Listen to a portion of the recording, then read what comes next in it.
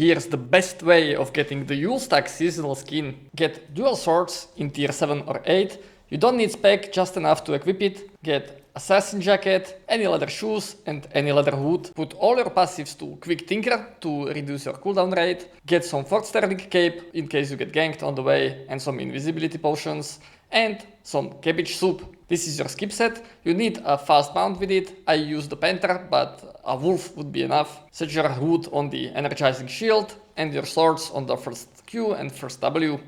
Next, buy a bunch of dungeon maps from the market. And lastly, find some good music to the background, because this is going to be a serious grind.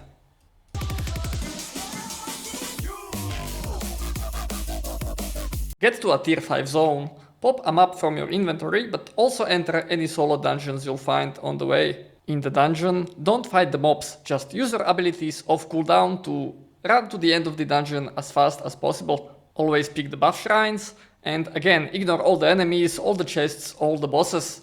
You are trying to find a specific entrance. Use your invisibility to get out of combat instantly. For example, if you get to the end of the dungeon and you want to zone out.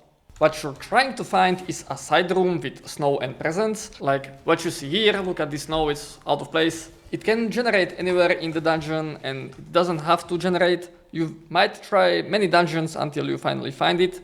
For example, I had to go through like 20 until I got my first one. The final boss is easy to kill, and if you're lucky, you might just get a 20 million drop out of him. Just don't expect to get it instantly, it's quite rare. The good thing about this build is that, despite it being a skip set, it can actually hold its own weight in a fight. So if you wanna spice things up with some open world PvP, you can.